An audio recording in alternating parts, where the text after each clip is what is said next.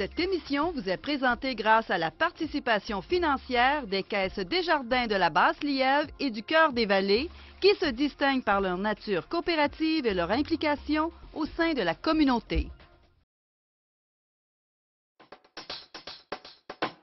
Mardi 9 avril 2013. À Infomag ce soir, important périmètre de sécurité au 268 avenue de Buckingham. Terrain synthétique, une pétition sur le site de l'Assemblée nationale. Le règlement de zonage touristique sera revu à l'Ange Gardien. Et on parle agriculture avec Émilie Barret.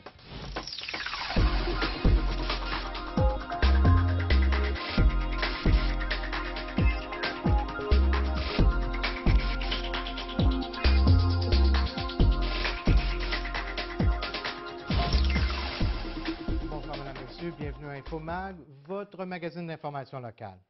Eh bien, une altercation entre deux hommes a nécessité l'intervention du service de police de Gatineau un peu plus tôt cet avant-midi dans le secteur Buckingham. C'est au 268 avenue de Buckingham, appartement 3, que les policiers ont dressé un important périmètre de sécurité. Pour le moment, on ignore encore les circonstances de cette intervention policière, mais nous vous donnerons plus d'informations lorsqu'elles seront disponibles. Le député de Papineau à l'Assemblée nationale, Alexandre Iraca, souhaite que le gouvernement du Québec mette tout en œuvre pour que le terrain de football et de soccer synthétique soit construit le plus rapidement possible.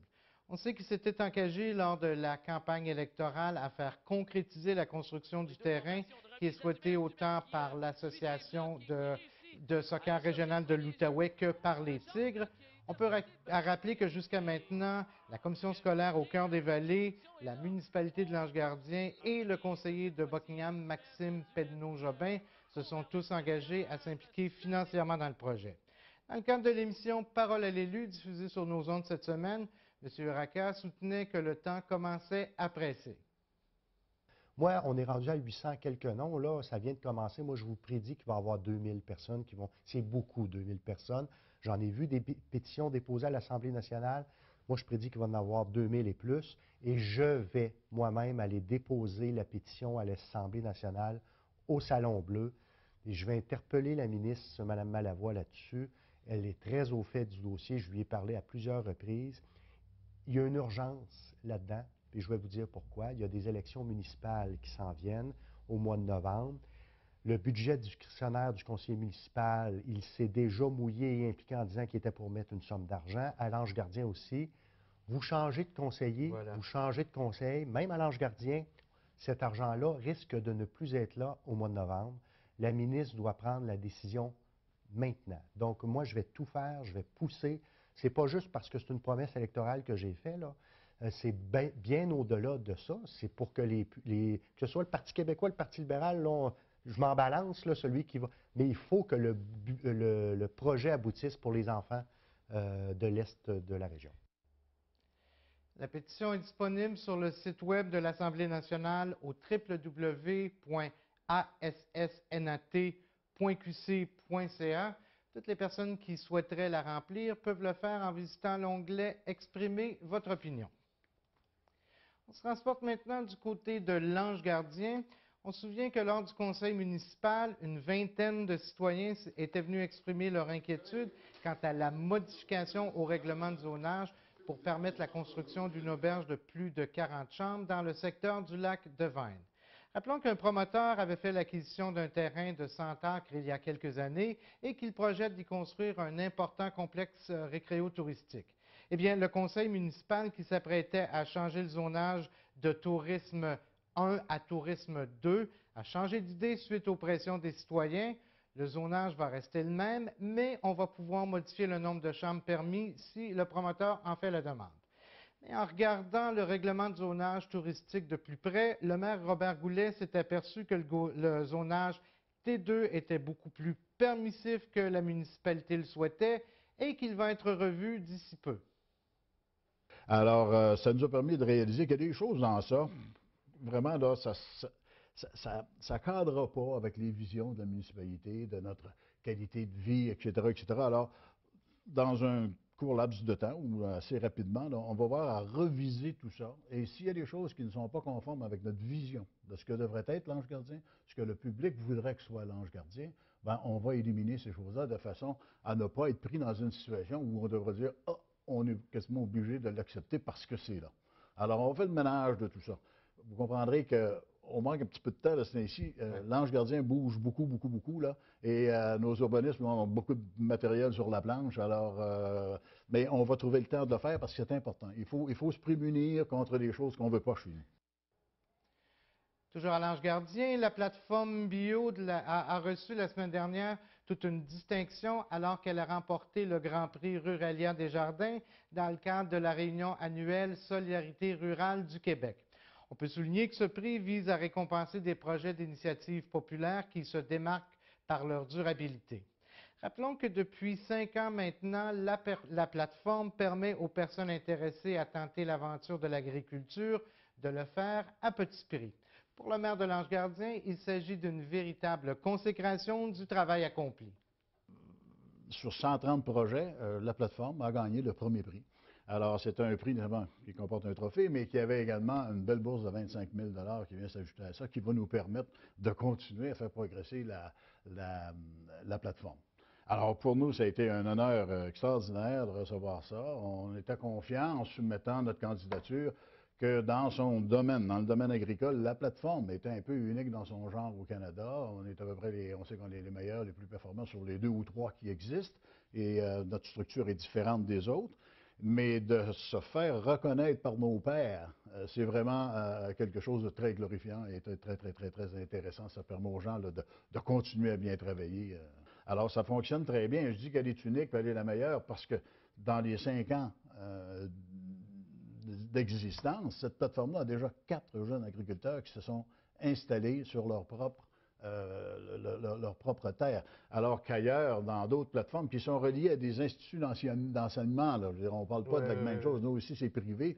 Alors, les instituts d'enseignement, je pense qu'ils en ont un dans chacune là, qui s'est placé depuis une période beaucoup plus longue que la nôtre. Alors, l'émission Parole à l'élu est présentée sur nos ondes ce soir dès 19h et va être disponible sur notre site web au www.tvc.qc.ca dès demain pour les téléspectateurs de partout en Outaouais.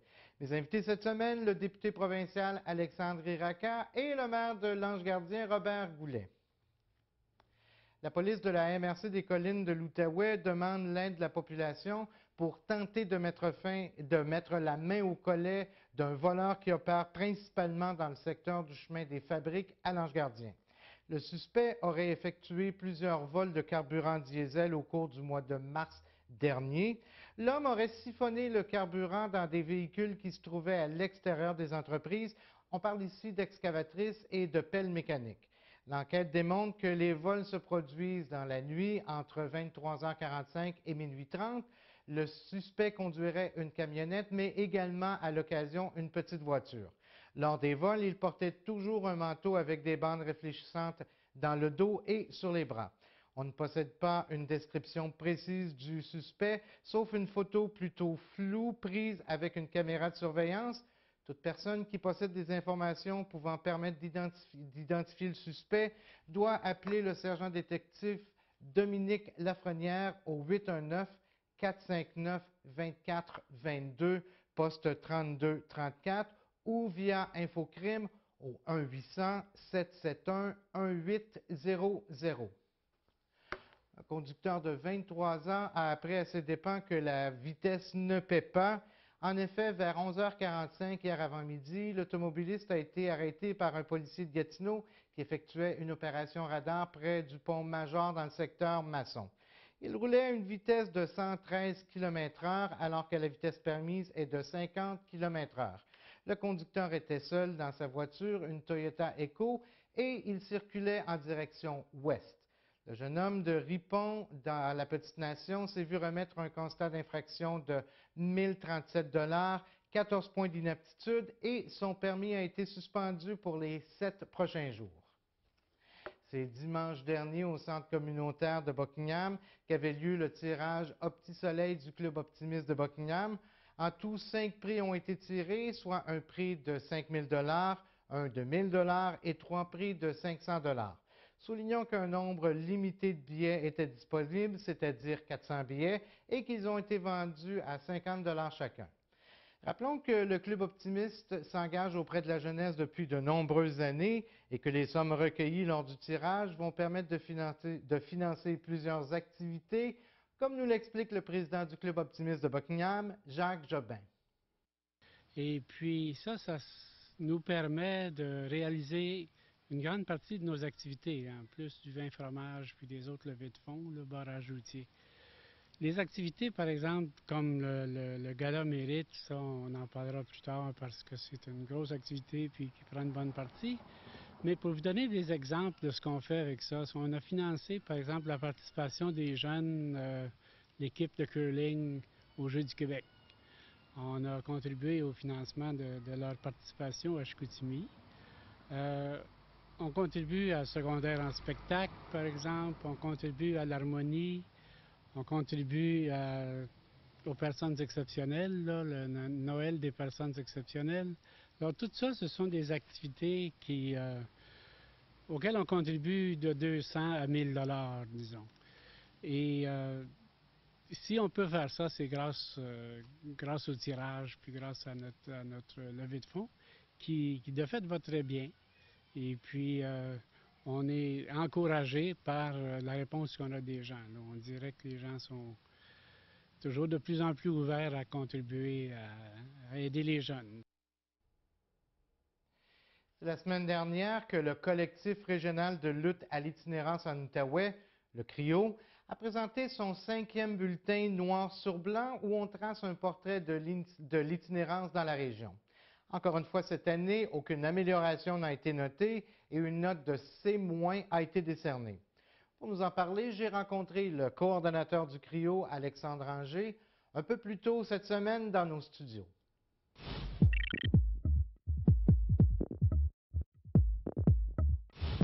Alexandre Anger, vous êtes le coordonnateur du CRIO, c'est-à-dire le collectif régional de lutte à l'itinérance en Outaouais. Quand on dit, évidemment, collectif, on parle de différents organismes. Quels sont justement les organismes qui font partie du CRIO? On a une vingtaine d'organismes membres au CRIO. C'est tous des organismes communautaires qui travaillent de près ou de loin sur la question de l'itinérance ou le risque de l'itinérance. On a des organismes en hébergement, en aide alimentaire, en défense de droits sociaux. On a des organismes au niveau de la toxicomanie. Donc, tous des éléments là, qui de près ou de loin, justement, touchent l'itinérance. Vous avez présenté jeudi dernier, et c'est la 5e édition, votre bulletin noir sur blanc, qui veut dresser un portrait de l'itinérance en Outaouais. Pourquoi ce bulletin-là depuis 5 ans? Bien, l'objectif avec le noir sur blanc, c'est de dresser, un peu comme vous l'avez dit, un portrait terrain. On n'a pas la prétention scientifique, là. On veut dresser un portrait terrain à partir des données que nos organismes ont pour mieux connaître la réalité de l'itinérance dans la région, puis que mieux connaître aussi les pratiques qui sont autour de l'enjeu de l'itinérance. L'objectif, évidemment, c'est de suivre aussi, faire un continuum là, dans nos connaissances d'année en année, de pouvoir évaluer comment ça bouge là, la question de l'itinérance dans la région. Je dirais que depuis le début, là, on n'a pas eu de grand succès sur la question de l'itinérance, malgré l'énergie donnée par nos membres pour le soutien aux personnes en situation d'itinérance ou à risque de l'être. Mais c'est ça, l'objectif, c'est de mieux connaître la situation, faire valoir l'intérêt des personnes en situation d'itinérance auprès des différents paliers gouvernementaux et aussi pour un peu informer la population de la région pour briser les tabous, susciter la solidarité, la mobilisation autour de l'enjeu de l'itinérance. Donc, pour la 5e année, encore la note de C-, c'est-à-dire pas de progrès. Vous le dites tantôt, malgré tous les efforts qui sont mis par les membres qui font partie du CRIO, par ceux qui travaillent sur le terrain, comment on peut expliquer qu'il n'y a pas d'avancement? Bien, c'est multiple, on s'entend, c'est pas un enjeu qui est simple. Pour nous, là, évidemment, là, il y a une question, entre autres, d'engagement politique. Évidemment, on peut parler de logements sociaux, on peut parler de rehausser les revenus des personnes en situation de pauvreté, parce que la pauvreté est étroitement liée à la situation de l'itinérance ou le risque de s'y retrouver. Donc, il y a plusieurs éléments de politique publique là, qu'on aimerait voir mis de l'avant là, depuis des années, qu'ils sont soit très peu, soit pas du tout. Puis on peut même penser à des reculs là, qu'on subit à l'heure actuelle au niveau de l'aide sociale ou de la réforme de l'assurance chômage. Vous parliez justement de tabou. Quand on pense à l'itinérance, on voit beaucoup dans le centre-ville de Hull, à Ottawa, beaucoup plus à Montréal. Les itinérants, donc celui qui va nous demander des sous, mais ce n'est pas nécessairement le portrait. On parle beaucoup de jeunes, mais on parle aussi beaucoup de familles qui sont itinérantes. C'est un phénomène qui est nouveau, mais qui est stressant, si on veut. Bien, l'image de l'itinérance a beaucoup changé dans le temps. Là. Ça, comme vous le dites, là, c'est plus un clochard là, avec un sac de papier à la main. C'est multiple, des jeunes de 13-17 ans. On a des organismes qui travaillent auprès de cette clientèle-là. Ils ont une hausse, une demande d'hébergement d'urgence faramineuse, là, 17 en un an d'augmentation. On parle de familles qui est une réalité de la région quand même très importante. Des familles qui se retrouvent à la rue, qui font appel à des services d'hébergement d'urgence ou qui ont besoin au quotidien d'aide alimentaire pour subvenir à leurs besoins, etc. Donc, le visage de l'itinérance est multiple. Ce n'est pas une réalité simple à saisir, à comprendre, puis évidemment à améliorer. Si on dit qu'il n'y a pas eu d'augmentation ou qu'il n'y a pas eu d'amélioration avec une note de C-, vous avez par contre noté un certain recul, même un recul important en ce qui concerne les organismes communautaires qui ont de moins en moins de moyens justement d'aider les gens. Oui, c'est ça. Il faut bien comprendre là, la diminution, entre autres, dans la question de l'hébergement, en dehors des jeunes. Là. Si on regarde les familles et les personnes seules, il y a un peu moins de personnes qui ont reçu de l'hébergement dans les organismes communautaires cette année, en 2012. Par contre, ce qu'on constate, c'est que les séjours sont plus longs, les problématiques sont plus difficiles à aider, à soutenir, ce qui fait que les organismes ont moins de capacité d'accueillir des personnes en situation de besoin, finalement. Donc, ce n'est pas que la demande n'est plus là, c'est que la capacité de répondre est de moins en moins là ou est de plus en plus difficile à atteindre. Et si c'est vrai qu'il y a de l'itinérance dans le centre-ville de Gatineau, secteur Est, donc on parle des secteurs Buckingham, Masson-Angers, même si on les voit moins, il y a quand même une certaine itinérance là, qui se vit au jour le jour. Oui, bien, oui, définitivement. Il y a des réalités, là, les réalités de pauvreté puis de grande pauvreté sont malheureusement présentes sur l'ensemble du territoire de la ville de Gatineau et de la région de l'Outaouais même. Ce qui fait qu'effectivement, des mères monoparentales qui font appel à des services d'urgence, soit au niveau de violence conjugale, besoin en hébergement, tout ça, c'est vécu dans l'est de la ville aussi, peut-être en un peu plus petit nombre. Peut-être que les réactions ou les sorties, là, les moyens de trouver sont différents parce que moins d'organismes en hébergement d'urgence, etc. Reste que les réalités sont là, reste que la problématique est là, c'est les moyens trouvés qui sont différents parfois. Et en terminant, comme citoyen, on peut faire notre part. Il y a moyen là, de donner des sous pour justement supporter les efforts du CRIO. Comment on peut le faire? Entre autres par le site web, lecrio.org. Vous pouvez nous contacter par courriel, par téléphone, on est toujours ouvert. Peut-être aussi au niveau de la solidarité. C'est un excellent moyen d'utiliser, d'appuyer la question de l'itinérance et l'amélioration de la situation. Alexandre Ranger, merci infiniment. Bonne continuité. Merci beaucoup.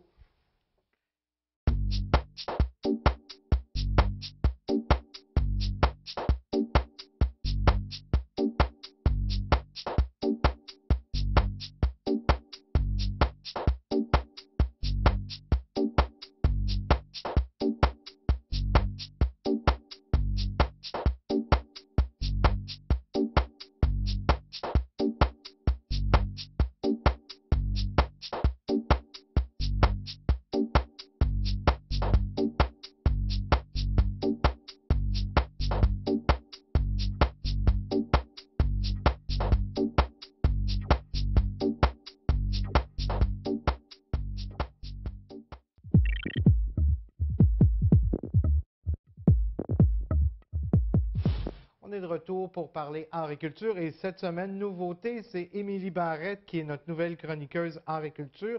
D'abord, merci d'accepter notre invitation, Émilie. Bienvenue à Infomag. On commence tout de suite avec une activité qui va avoir lieu cette fin de semaine à la salle des Jardins, une finale régionale importante.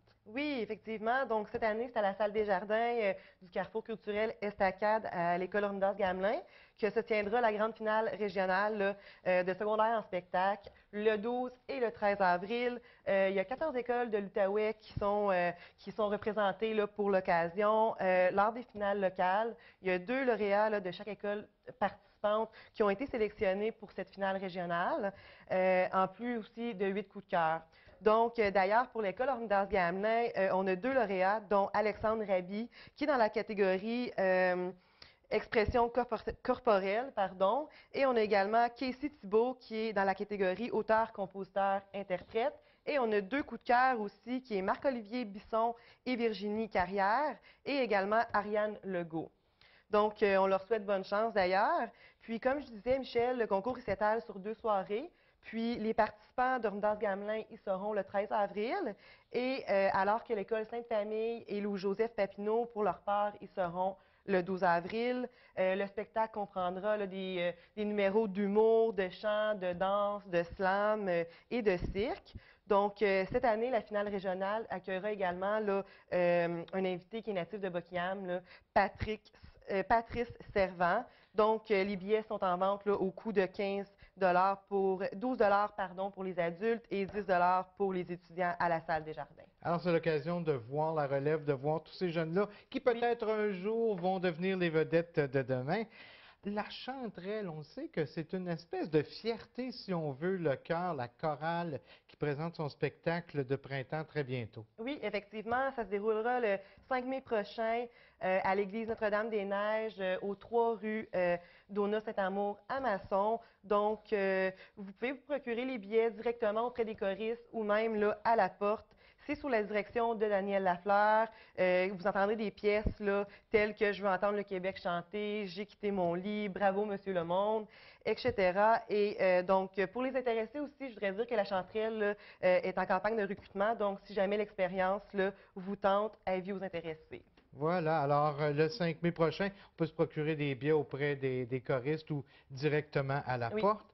Le Café des artistes qui nous présente un spectacle très intéressant ce vendredi. Oui, vous l'avez dit, Michel, très intéressant.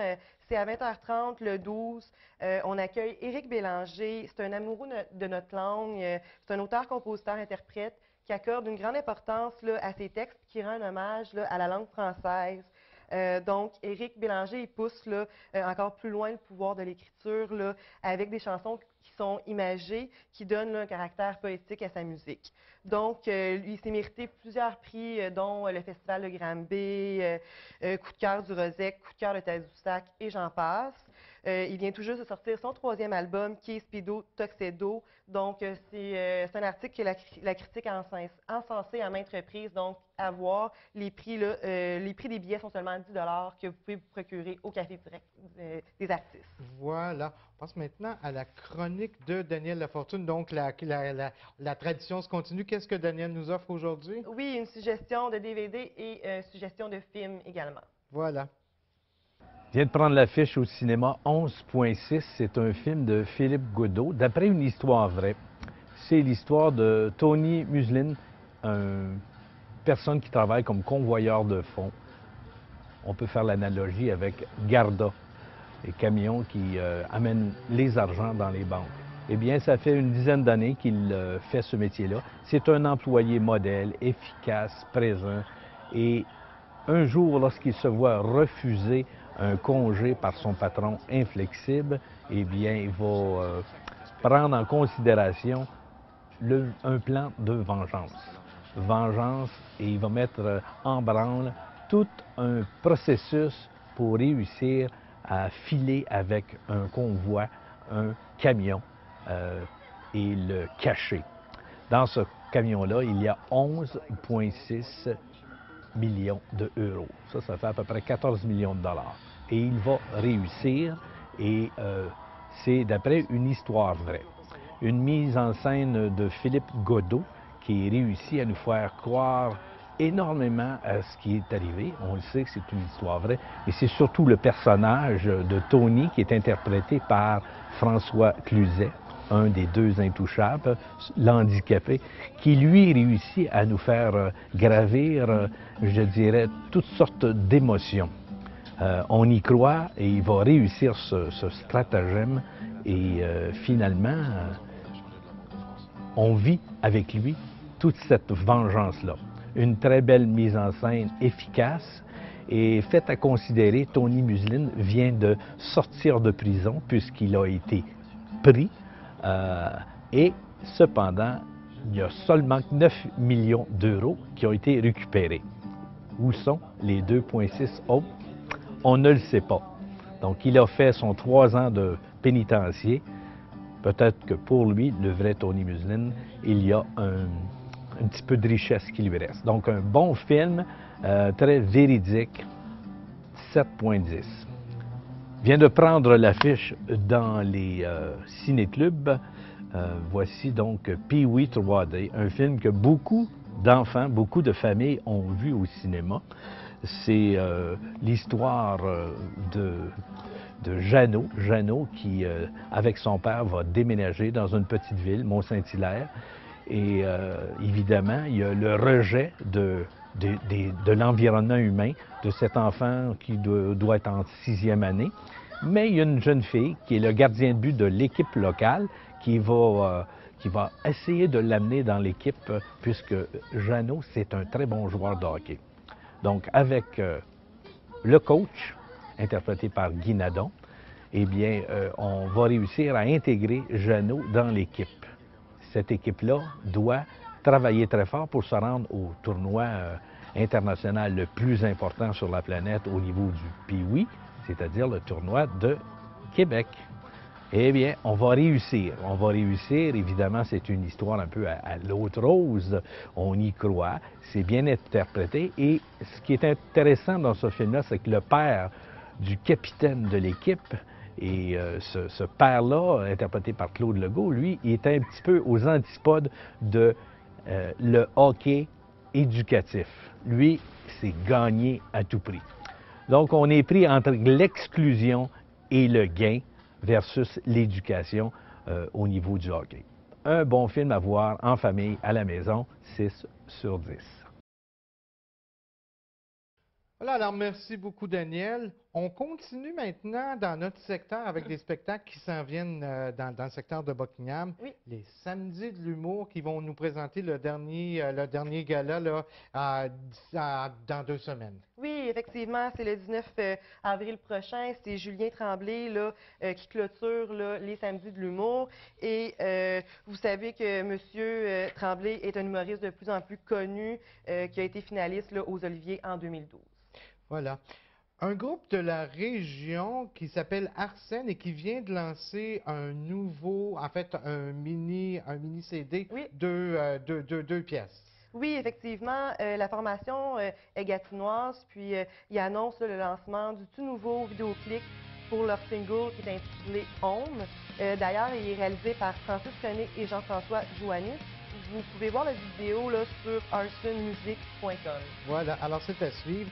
On se transporte rapidement à la salle Jean-Després Oui. parce qu'on a une artiste de renom qui vient nous rencontrer le 11 avril prochain. Oui, effectivement, après Coup de cœur migratoire là, qui est paru en 2008, Catherine Durand nous présente son nouvel album à la salle Jean-Després, secteur Hall, le 11 avril à 20h, et où Alain Barbeau, qui est auteur, compositeur, interprète, a un style folk, contemporain, acoustique, là, qui va faire la première partie. Alors, c'est à suivre à la salle Jean-Després, belle petite salle. Et juste à côté, les Brasseurs du Temps qui nous présentent, encore une fois, cette fin de semaine, les Brasseurs de Toune. Oui, beau concept. Justement, c'est sur la rue Montcalm, secteur Hall. C'est ce dimanche, le 14 avril, les Brasseurs de Toune. C'est un concept qui est intéressant pour découvrir la relève du coin ou pour se livrer là, en prestation, tout simplement. C'est un appel à tous les auteurs, compositeurs, interprètes du coin. Monsieur et Madame Tout-le-Monde est invité là, à arriver avec leur guitare puis chanter leurs chansons. Donc, c'est une occasion de partager puis de présenter là, les chansons Les covers sont interdits d'ailleurs.